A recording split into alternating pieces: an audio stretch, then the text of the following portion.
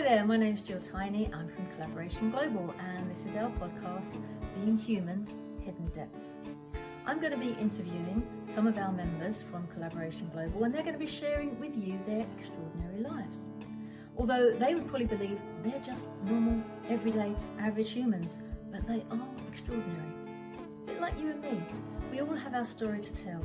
We've all been through difficult times, and we've come out the other end having learnt an extraordinary amount about ourselves that we can share with others. So I think you'll find lots of things that will resonate with where you've been in your journey as well. I look forward to seeing you on the other side.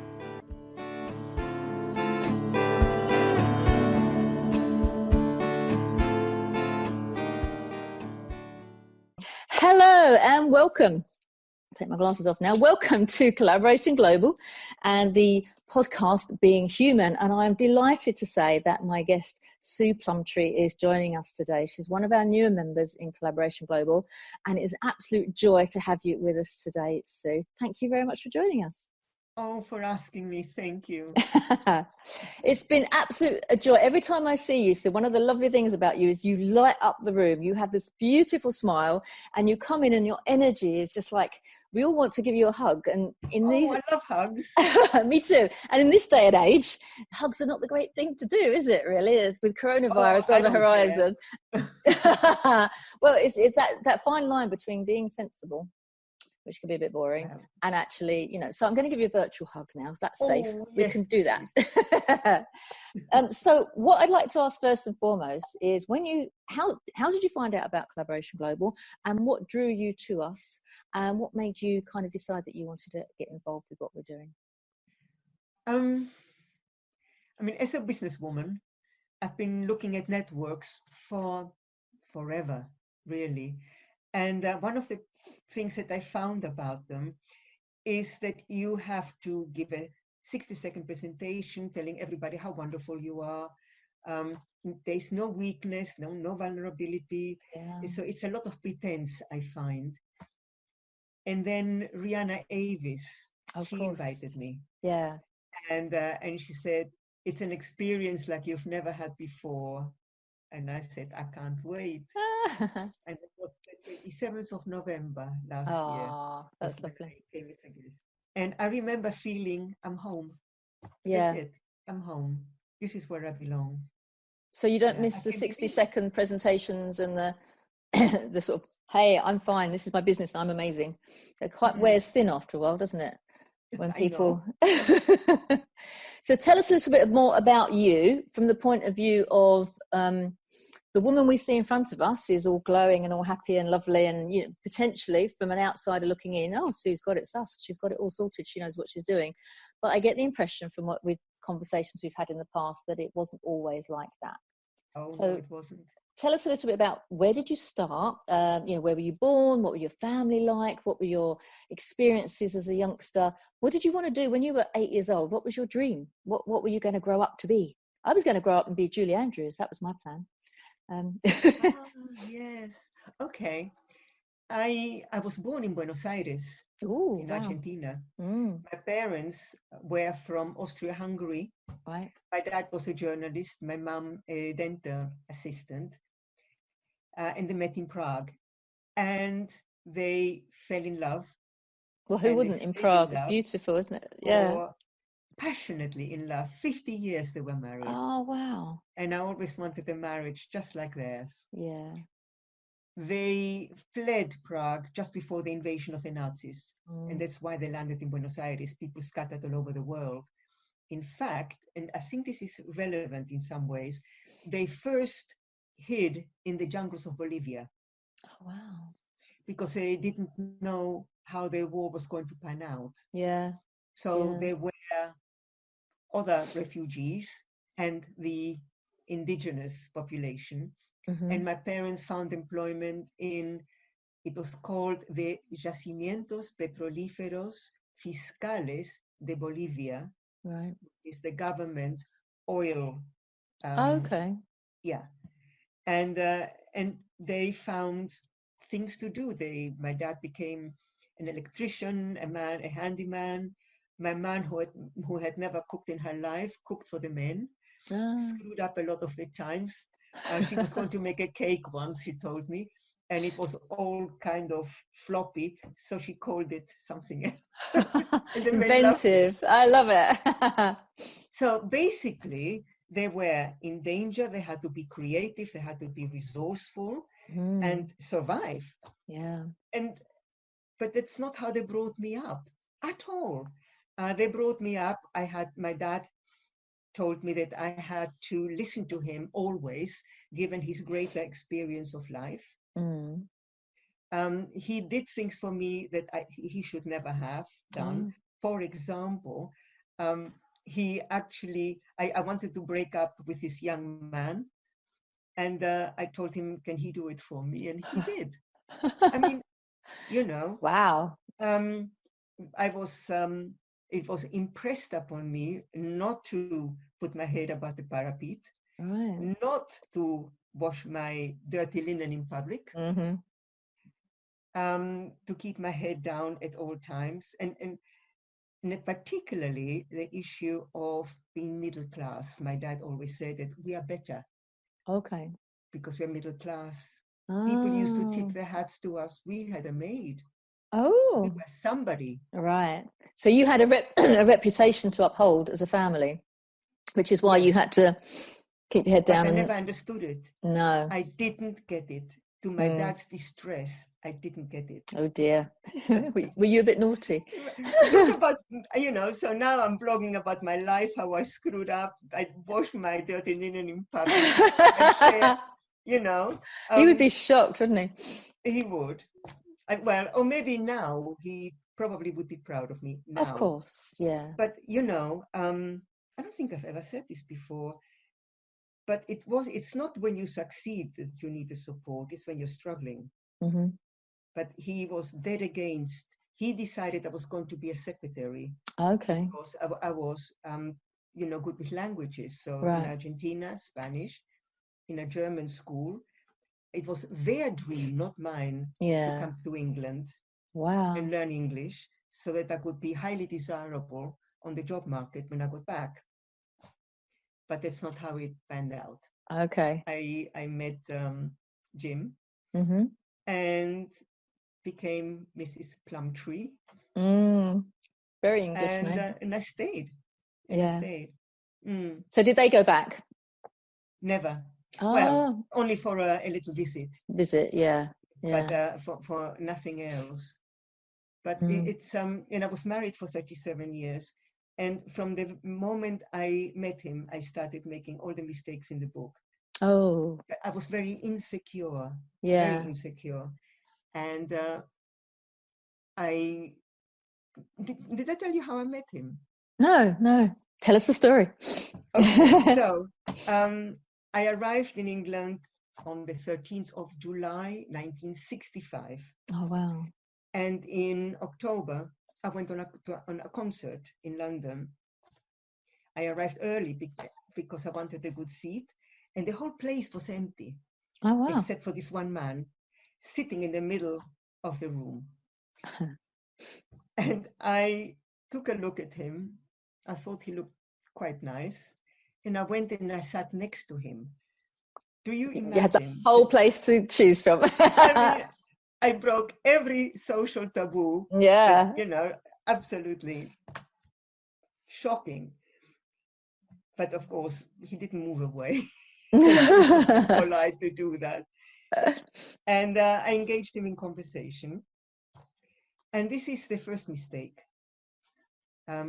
I looked at him, but now we're talking 1965, England, London. And I judged his hair to be too long. Okay. It touched the top of his shirt. It was too long in those days, yeah. No, in those days, people had it down to their backs. And I decided at that moment that if I got to know him any better, I would get him to cut his hair. Okay. Oh. So from the very beginning, You were I trying to decided to try and change him. That's interesting, That was isn't the it? first time. Yeah. I Wow. know. So that was mistake number one. Mistake number two was I went for him.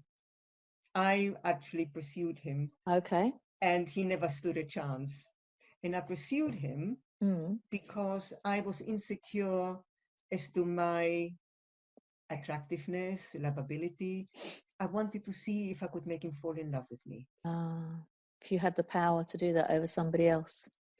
Yeah. And I used all those little tips you get in women's magazines. Oh, right. Mm. So And that it was on worked. and it worked. Mm. That was probably the worst thing that ever happened to me. It worked. And we got married. We got married in March 66, so not very long, 4 or 5 months, because Wow. my work permit was going to run out. Right. And so we had to make quick decisions. Gosh.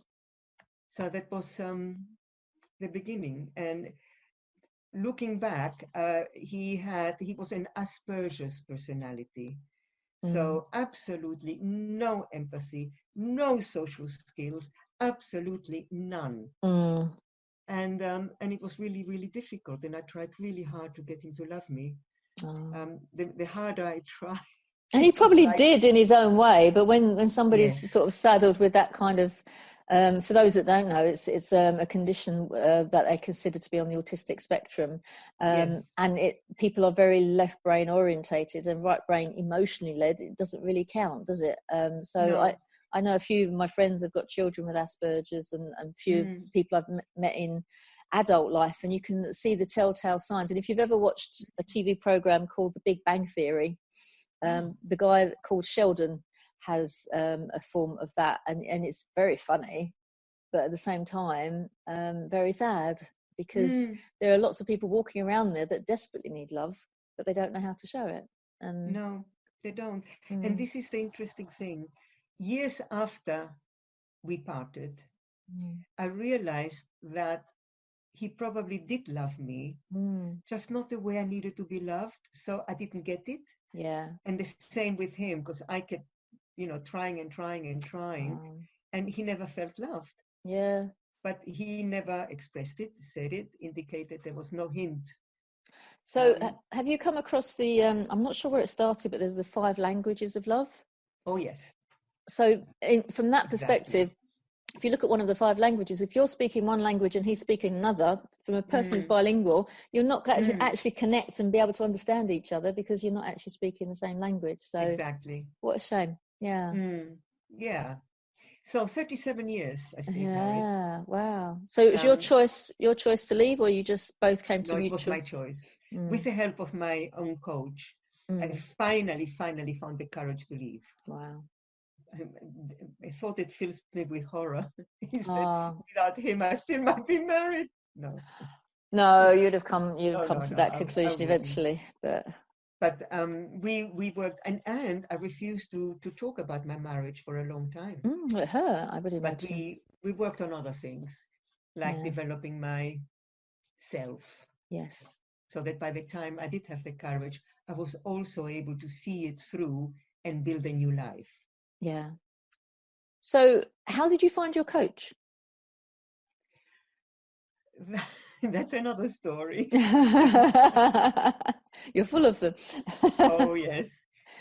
On this particular occasion, I had a friendship that had come to an end, and I was very distressed, and I couldn't figure out why, and I was suffering.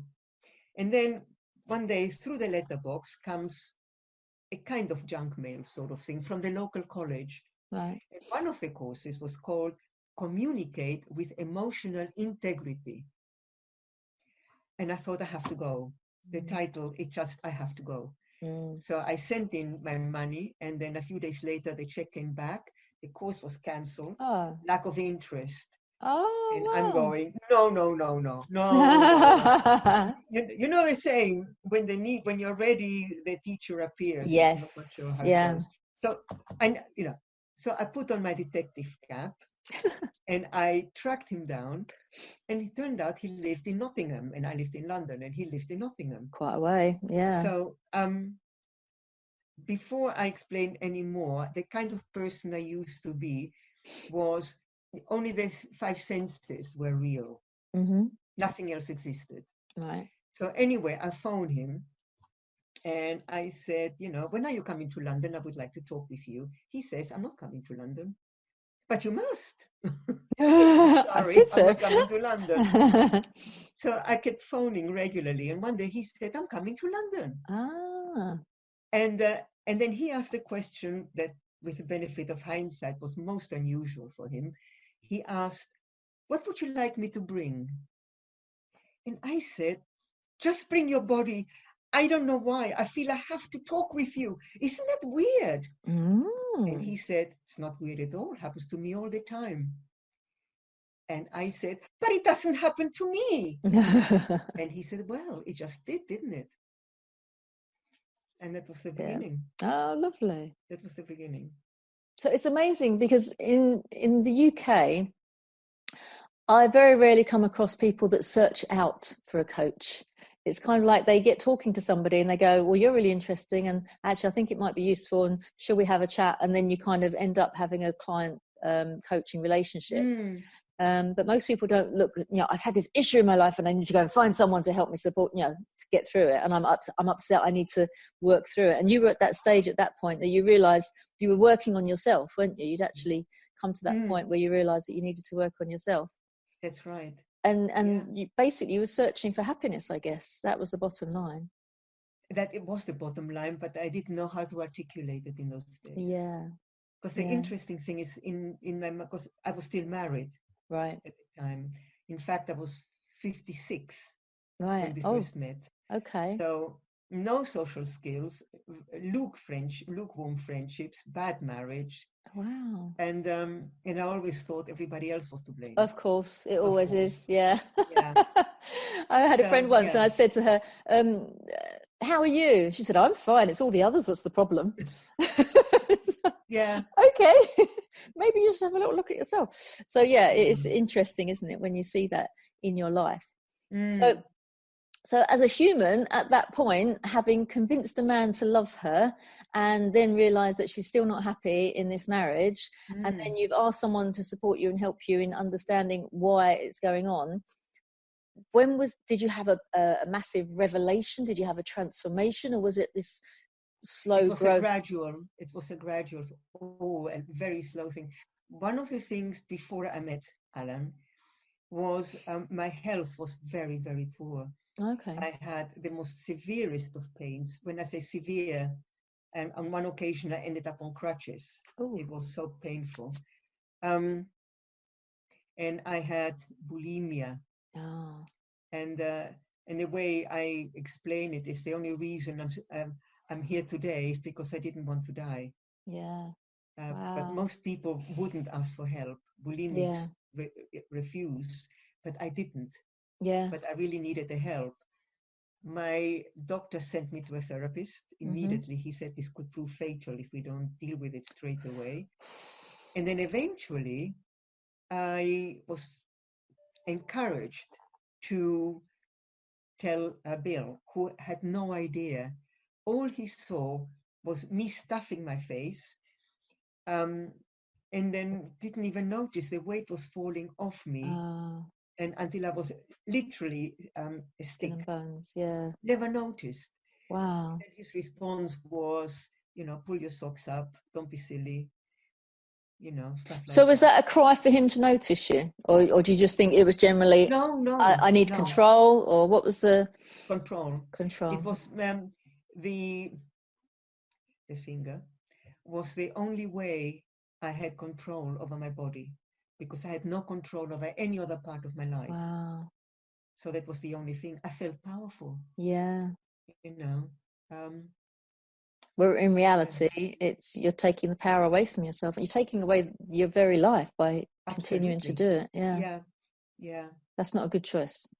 Absolutely not. But this is what I discovered with the benefit of hindsight, was now, 15 years later or more, my health is the best it's ever been. Fabulous. And I have none of the conditions associated with people my age, which, by the way, next Wednesday is 75. Woohoo! 75. And I'm so excited. Party. Lovely.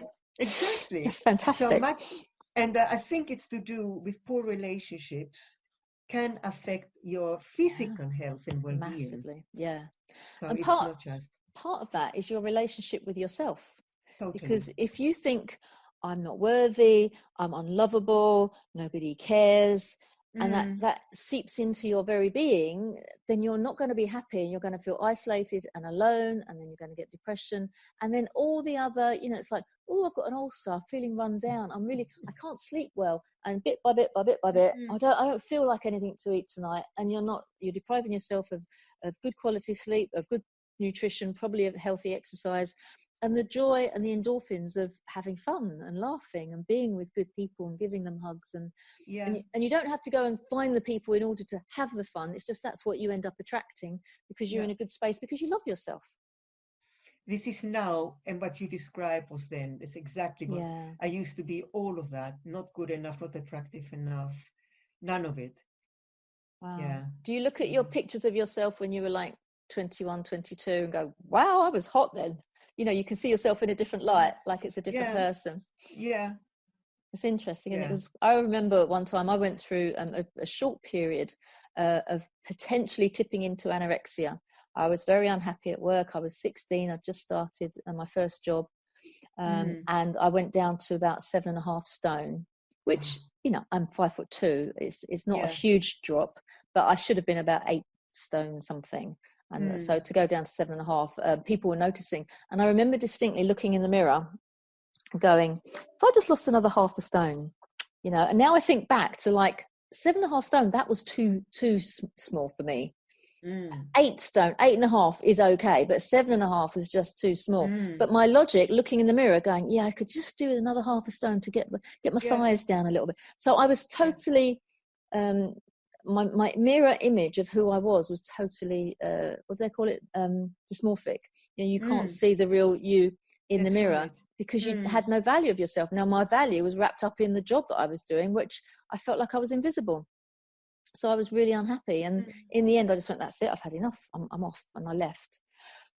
And then you get over that little hit, don't you? And it's working out what the problem is. But if you love yourself and you know what you deserve, instead of being and just in that image of that physiology of who you are and what you're doing, people respond to you in a different way. It's true. So you cannot be this with a head held high when you're feeling like you're unloved or nobody cares about you, or you're ugly, or all the rest of it, and you kind of lonely, most of all. Lonely. That's the worst feeling, is when you feel like, especially in a crowded room and no one can see you. You feel invisible. It's a horrible. I have tipped out of parties more than once. Yeah, it's fun, isn't it? Okay, so you've now discovered your new you, and you've left your husband, and you're feeling very brave. What was your day job at this point? Were you did you have a profession? Were you just employed by someone, or? Yes, I was a client development executive with the Institute of Directors. That sounds very posh. What did that mean in real life? It does. I by the way, I invented the title. Oh, I like it. Because I was the first one. Nice. In the department who was communicating with directors and senior executives and encourage them to develop professionally. Oh, okay. And nobody had done their job before. Oh, nice. So you invented it. I love it. And so, with trying this title, that time, so we ended up with client development executive, really. Lovely. And then there was a team, and then there was, it expanded, but I was the first. Okay. And I was there for 7 years. Right. And that was one that you loved? I left in 2006. Okay. Quite a long time ago. A long time ago. Yeah. Just after I turned 60. Right. Which, by the way, I was terrified of that. Terrified. It took me 6 months to figure out what being 60 meant to me. Nothing. Love it. Yeah. 6 months is a long time, isn't it? But I'm not quite there yet. I'm how old am I now? 57 now. But it's this it's this thing on the horizon, though, isn't it? It's like, I remember being people saying they didn't want to be 21, they didn't want to be 30, they didn't want to be 40. But I remember distinctly being 35 and going, I'm halfway to 70 years. And I haven't done enough with my life. I'm supposed to have done half of it already. I'm supposed to be, really achieved, and I hadn't done anything. And actually, I'd done quite a bit. But it when you've got your dreams out there, it felt like I'd only just done a drop in the ocean. And after that, once I got past 35, everything else was a breeze. Really, I'm not too. Age is but a number. It's just so long as you're, as you say, you're physically healthier now than you've probably been any time in your life. You're not going to have any aches and pains. So how old are you going to live to? Have you chosen that number yet? Yes, I have. Dave and I, who, by the way, we are the same age. We have been together for over 4 years and married last December. Lovely. And I love Beautiful. saying my Married. husband. And we have a deal. Yeah. And the deal is we're going to live to be 100. Oh, okay. Just good 100. health and good spirits. Yeah. That's the deal. I've got a thing that I'm 106 is my number. I don't know why, but 106 sounds quite good. So, yeah. Okay, so have you got any little ones, or did you have any children in your life? Any wonderful pets? Or you seem to have so much love to give. I imagine that people that around you would have all the children and the animals, and the people that are good at loving would just be magnetized to come and give you a hug. This is the interesting thing. I never felt I wanted children. It just never. Yeah. And you're right. I feel I have a lot of love to give, but I feel I'm giving it. Yeah. It's just not children. Yeah. I'm giving it to my friends, and they're the most amazing people. Lovely. And it's only after working with Alan that I let go of the socially acceptable mask. Yes. To be acceptable and accepted, and a people pleaser, a master people pleaser. And you think that was from your parents? Did you ever talk to them about that? Yes, absolutely. I remember my dad actually said that I need to do whatever it takes to get people to like me. Wow. Because my safety depended on it. Gosh, I've not heard that one before. Your safety depended on it. But if you stop and think for a second, for them it was true. Yeah, exactly. Because they of the Nazis. fled Prague, and people, all over, it's like a human chain taking him to safety, him and my mum. In his world, that was totally true and totally Absolutely. right. But you translate that another 20 years into the future and... Exactly. Yeah. And the other thing I just remembered that he impressed upon me is not to trust anybody. Oh, that's harsh, isn't it? But I get it. No, but I get, again, where he's coming from in his circumstance. Yeah. It's harsh. So who's I the broke first? every injunction he ever gave me, every single one. And did you go back and say to him, Dad, this is, I've had to translate what you've taught me and make it fit for me? No, he didn't live that long, and I didn't have the skills to explain. He died in 1988. Yeah. Well, he knows. He knows now. He's blessing you now, isn't he? I believe that. I do. He knows. He and my mum, and they're thrilled for me. Yeah, I'll bet. Yes, I know that. That's fabulous. So, what? Now you've had these wonderful life lessons that many people are stuck in and not actually realise it. So they might be sitting here listening and going, actually, I've never been happy in my marriage. And am I brave enough to leave? Or is the status quo okay? What was it like when you kind of realised, if I don't make a choice, I'm stuck with this for the rest of my life? Well, various things. The main thing that I had was a job. Means that I could support myself. Yeah. And there are so many people who stay together because the woman especially has nowhere to go and doesn't have a job. Yeah. So I would be irresponsible to encourage them to leave. Absolutely. But there are things that can be done. They can learn new skills to improve their marriage. That's number one. This is why I prefer to work with individuals and not couples. Yeah. And the woman, usually the woman, because she's the one who's more dependent. Right. I mean, I work with men. I mean, I'm generalizing, but mostly it's the woman who learns to get to know herself, like herself, accept herself, respect herself, Yeah. and then the skills to improve their relationship, to realize their personal boundaries, Mm-hmm. the non-negotiable ones. And then once she's tried everything, and if her partner does not respond, then she will have the strength to Yeah. take the next step. Yeah. I guess why you are specializing, if that's the right word, in helping and supporting women, although as you say you can help men as well. I think in society over the last millennia, probably, being seen as a second-class citizen, it's ingrained in us to be that people pleaser, to be the homemaker, to be the one that supports everybody else, to be the one that puts yourself second and everybody else in front, to be the one that is permanently guilty because you've never actually done enough. I'm going to work, but I feel guilty because I haven't done the right thing for the kids or my husband at home. There's this ongoing intrinsic reinforcement of you're not top dog here, in this marriage. There's this one and there's this one.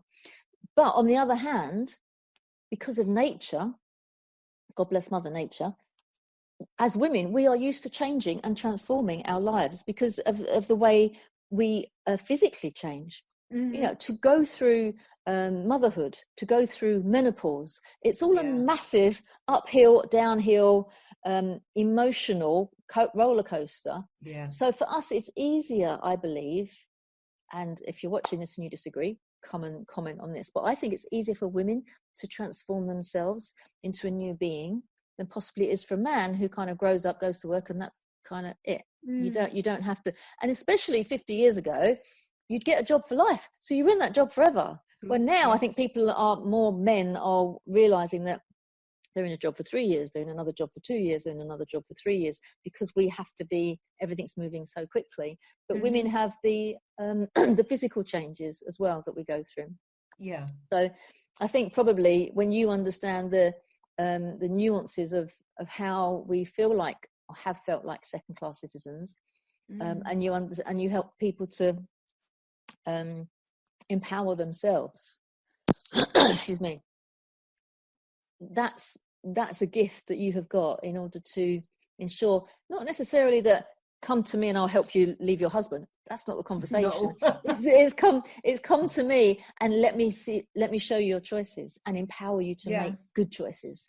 But you'd be surprised, they have to want to. And when I say that, is I have worked with, fortunately, very few people, and not for very long, who said they wanted to change but wouldn't do the work. Scared though, probably. And I will not work with people like that. No, it's a waste of their time, their money, their energy. You've got to see some results but I can't it. do it for them. No, it's a bit like it's a very poor comparison, forgive me, but it's a bit like an alcoholic. You can give them all the tools in the world to move away from their addiction. Absolutely. But they have to be the ones that, and sometimes it means that you've got to leave them so they can hit rock bottom, so they can then go, do you know what, I think I'll do what Sue said. Yeah, it's interesting, isn't it? So now you've empowered yourself through leaving the first relationship, the first husband that wasn't so great, and you're on your own. What was it like being that single woman? Were you like woohoo, or were you like, oh, I don't know if I like this? Was it difficult? Wonderful.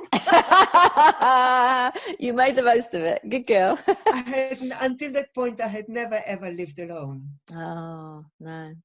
But there was a lot to learn. I'll bet. Because I was completely dependent on Jim to change light bulbs and do, all the stuff that most people do.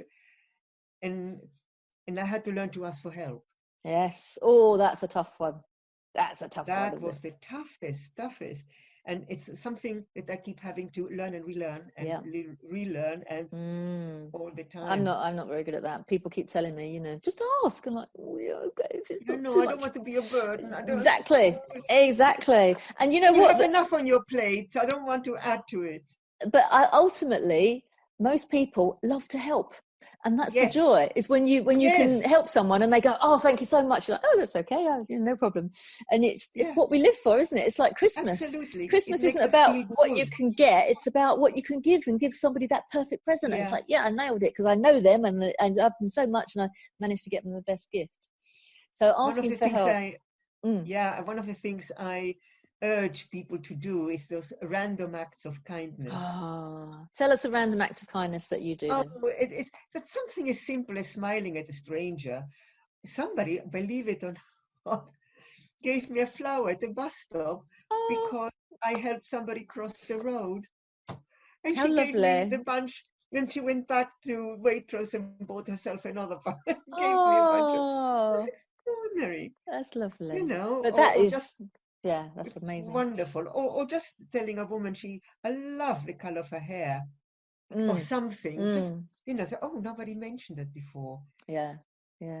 Just it's things. I had somebody, I was on the tube the other day and going down the escalators, and this lady tapped me on the shoulder, and she was walking down. So I was sort of standing there and we're going down. She's walking down. She tapped me on the shoulder. She went, love that jacket. Really suits you. And she carried on. I'm like, oh, thank you. I love it. It It's great. was the highlight of my day, I it's just know, brilliant. But that's absolutely. all she had to say, and that's what I try and do as well. It's the different Yeah. things that you can, so somebody holds a door open for me and I'm like, thank you so much. I said, that's your good deed for the day. It's just, Mm. you made my day now, opening the door. And it's like, it's a genuine thank you rather than, Oh, absolutely. just the look and, yeah, okay, thank you. And I did that the other day and I said, that's your good deed for the day. And he was a very dapper gentleman, elderly gentleman. He's opened the door and he did it with a flourish.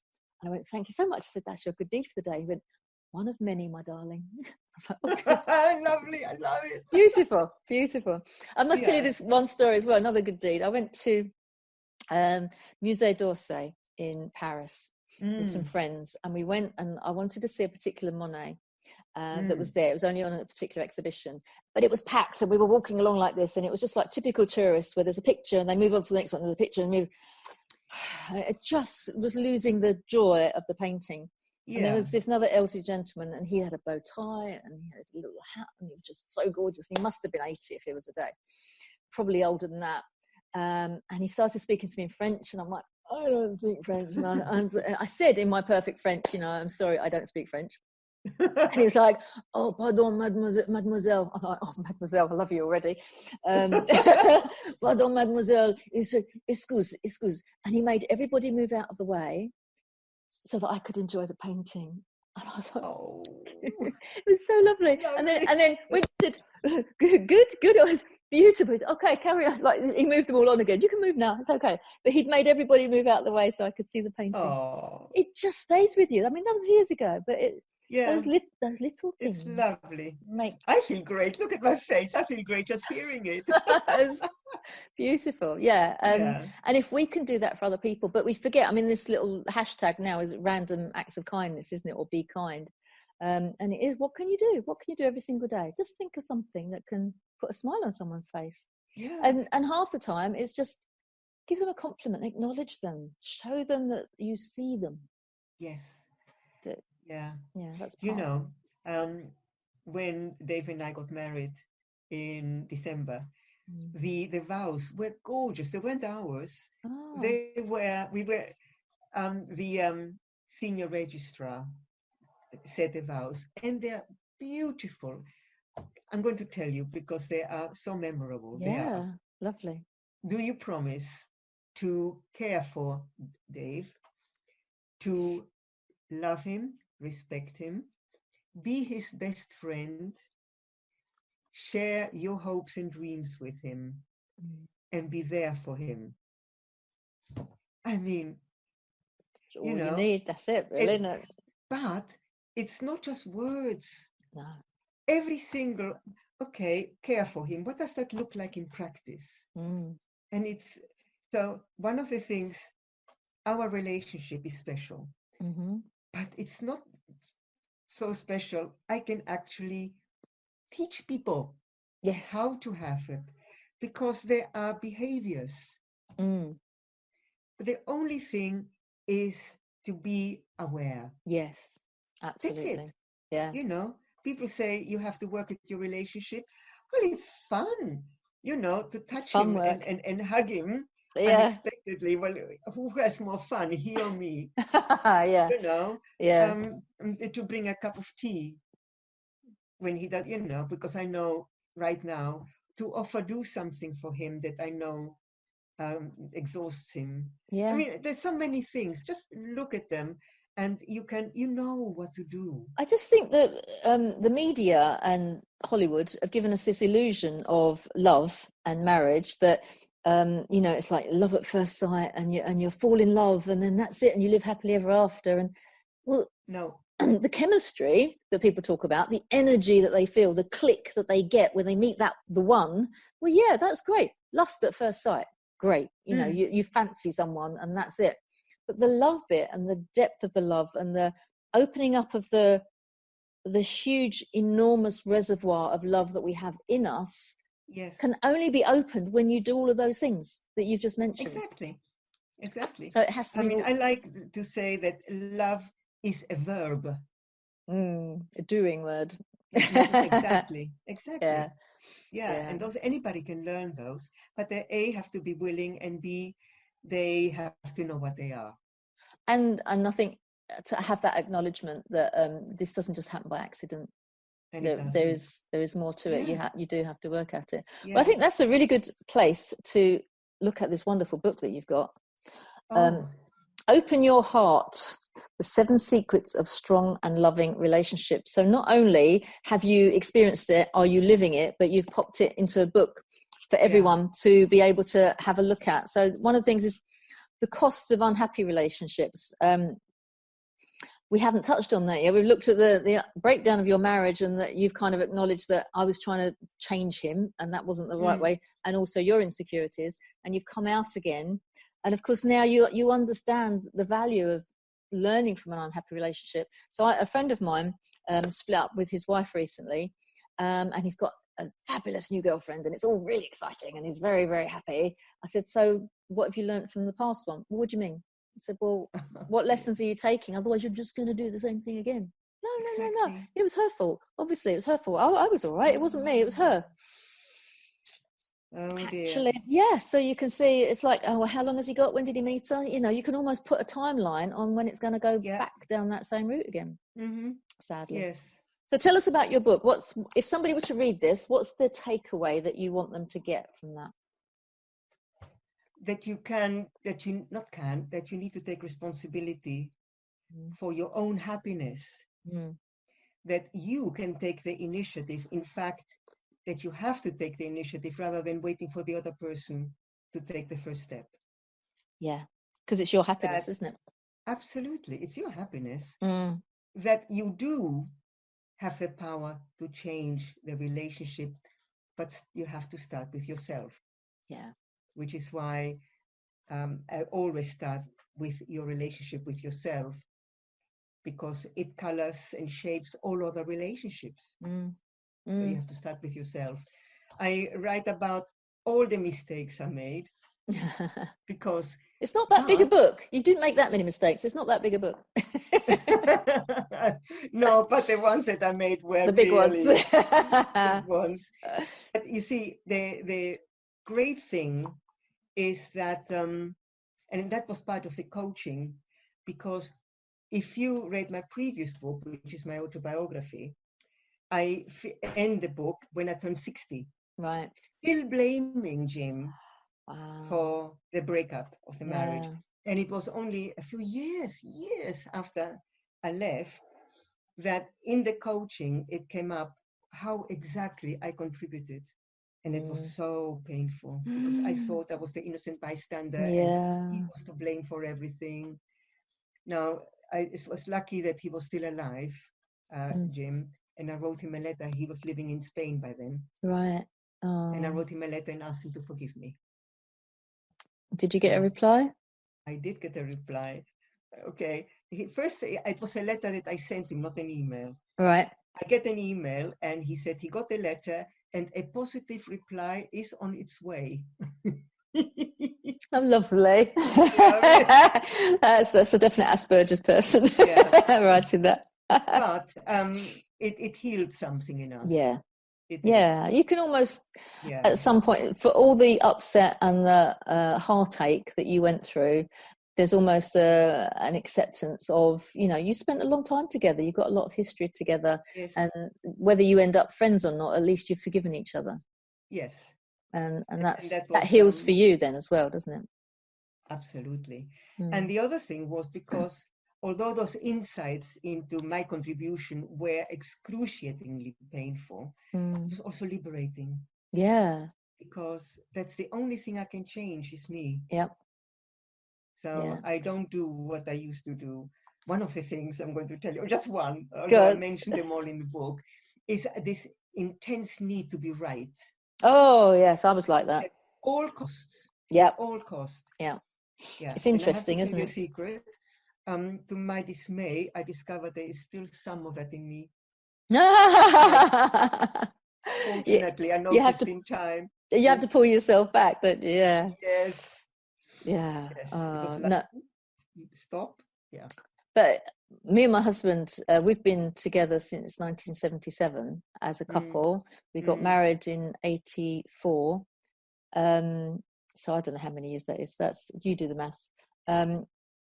But if we hadn't done personal development individually and together, we wouldn't have the strength of the marriage that we have now. We would just be coexisting probably in the same house.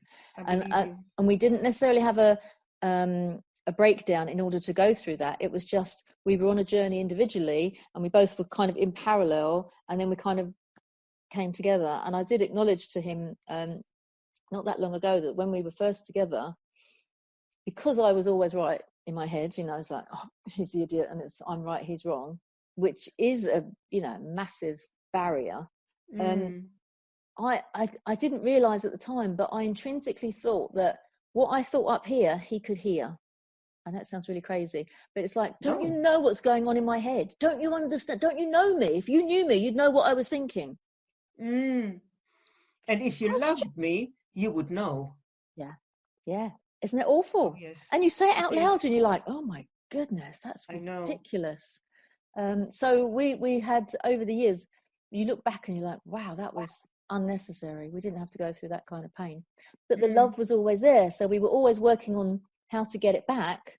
But now, because we've done the work on ourselves, it's a breeze. And you can't say forever. You've still got to carry on working. You can't go, oh, we're done now. We've done that course. We've done that. It's fine. No, you still have to work at it. Yeah. It's really hard. Yes. But the rewards are huge. Amazing. Absolutely amazing. So it must be lovely for you when you work with couples or individuals and they come back to you and go, oh, the marriage is fine now, the marriage is working, or no, I've left him, or I've left her.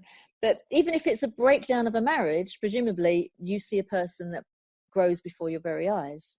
Yes. And that there's nothing like it. I love coaching. Love it. I do. After all the years of doing things that your dad thought you should do and being a secretary, you've kind of found your niche now, haven't you? I have. But you couldn't have gone into that at the age of 21. You had to have that pain to come out the other end and understand. Yeah. Otherwise, I do 21, 31, 41, 51. Yeah. And I think there are some young coaches out there, and you don't have to have gone through the pain to empathise with people's situations. But I think when you're talking to someone who's just helping you unpack your head and your heart, but when you know that they've been and experienced something like what you're going through, the empathy is profound. Yeah. And you're not sitting there going, oh, I know, oh no, I had that, oh no. You're not joining them on their journey of feeling sorry for themselves. You're breaking those bonds and you're taking them away so that they can grow. Yeah. Hope. There is a better way. There is. Yeah. And the better way isn't necessarily a different way. Sometimes it's exactly where you are, but you just need to communicate more effectively. How? Learn how to communicate. Yeah. It's not as easy as it sounds. So when someone comes to see you, is there a kind of 6 sessions and you're done and we've nailed it, or is it a kind of ongoing journey to see what they need from you? We have a free consultation, a free conversation where they tell me what they're feeling about themselves, what they're feeling about their lives, what they're feeling about their relationships, and how they would like to feel instead. So we Yeah, have, that's and I nice. can explain what I can do and what I need from them. It's a partnership. Yeah, It's a yeah. partnership. And what's lovely is it's all very well going to your best friend and asking if they can help you, but they're too close to the situation, aren't they? Exactly. And they have an agenda. And Mm. friends don't really want you to change. That's a really good quote. Mm, That's true. Because yeah. they like what they know. Well, exactly. Mm. And also because they see themselves in context. When I was fat, and I was very, very fat at Were one point you? in my life, due to Ah, depression, comfort eating, right. severe comfort eating. Oh, Anyway, then one day I went on a diet, and it took me 9 months to get rid of 2 stone. wow. And you wouldn't believe the hostility. Wow. And I've been dumped. I've been dumped, Wow. and tried, you can, piece of cake, you know how you like chocolate. You can start tomorrow again. It's not a, mm, Yeah. kind of, Sabotage.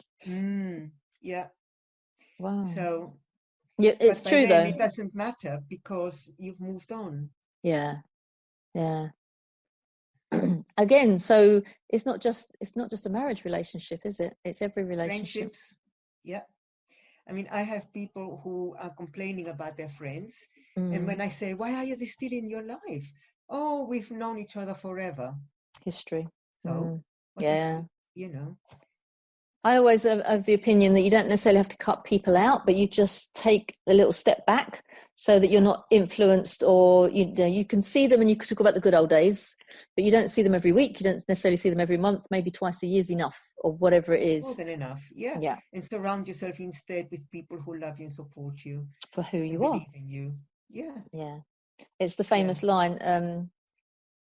Uh, oh gosh, what was the film? Where he said, "I love you just the way you are." Um, oh, I can see the. Anyway, it's gone. It's gone. But I like it. I love you just the way you are. Yeah, That will do that's it. because she was wearing a ridiculous jumper, and they were at a party, and he was wearing a ridiculous Christmas jumper, and they kind of looked at each other as though, and he said, like, the minute I saw you, he said, "I love you just the way you are," and she's like, "Oh, I was the first person that's ever said that to me," and it meant something because you didn't have to Yeah. pretend. You could be ridiculous. Acceptance. Mm, Acceptance. that's beautiful. Mm. So, Oh. Sue, this has been a lovely conversation. Oh, I so It, enjoyed it. it's fantastic. If we were to share with our community, who are the sort of people that you can help? Do you want to just kind of, in a nutshell, give us, I mean, you've obviously explained marriages and things, but just give us a nutshell who you'd love to be able to support and help if they wanted to come to you. Um, Apart from the fact from like everybody, Yeah, not going to say that. I like women over 50, women who have experienced poor relationships, Mm-hmm. and perhaps even more than once, and they want to stop. They want to do it differently next time, Mm-hmm. and they don't know how. Yeah. So that's one. Single women who want to um, know how to choose the right partner for them, Mm.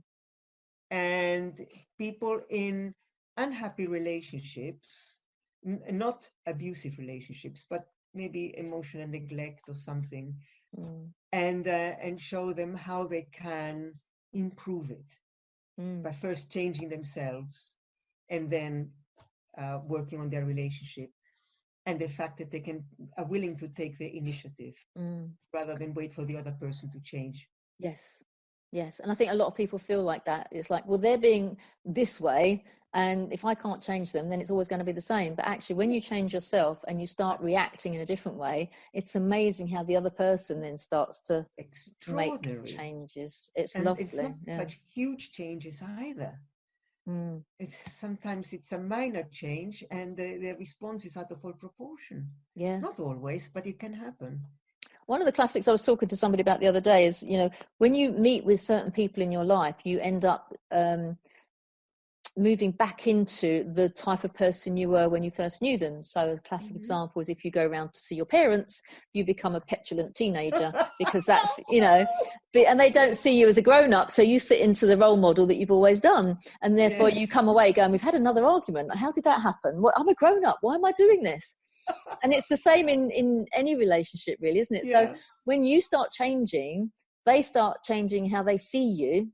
That's and their behavior changes to the way. So it might be the first couple of times when you're slightly different. So a classic example is my husband went on a personal development course, and the day after, something happened in our relationship that I thought, we're going to go down that road again. So I then behaved as I would normally behave. So a quick example is that I had left the keys in the door. So what happened? I'd gone to work, forgotten something, come back, quickly put the keys in the door, got in, got back in the car, drove off, left the keys in the door. He was still at home. He's gone to go to work, seen the keys in the door, taken the keys out the door, locked up and everything, and then rang me up and said, you left the keys in the door. So I went on automatic pilot. Oh, I'm so sorry. Oh, I didn't realise. Oh, how stupid of me. I didn't know I was supposed to. Oh, for goodness sake, what am I like? Because I knew that placates him from going, well, honestly, we could have had a burglar in there, we could have, and all of the things, because he had to be right and I had to be right. So we worked out this kind of dance that we did. And so I'm doing all the, oh no, I didn't realise, oh, for goodness sake, oh, silly me. And he went, so, whoa, what? You just left the keys in the door. Just letting you know. There were no recriminations. And I'm like, whoa. You went on a course. Because he'd understood the principle of story. So normally when he'd seen this, it's like, oh, Jill, she always does this. This is because of that. I've got to look after her. And all of these things that he had put in place, which weren't true at all, but he was reinforcing it and I was living up to it. And then just that by him going, you just left the keys in the door. I'm just letting you know. You cut across. Massively. And it was like, powerful. Whoa. And then of course other things, it's like this snowball effect. Once you kind of nailed that, it's like everything goes, and then we become different people to each other, and you can live into that new relationship that you're developing. So I love listening what you have to say. It's so important. It reflects a lot of my experience, you see. Exactly. And that's why what you do is so powerful. So coming to Collaboration Global, and obviously we want to invite people along to meet people like yourself, because what we're collecting are people that are specialists in what they do, whether they be an accountant or a web designer or a relationship expert, a specialist. So understanding that people can come along, come to our meetings, can meet you on our platform online, can have a chat with you.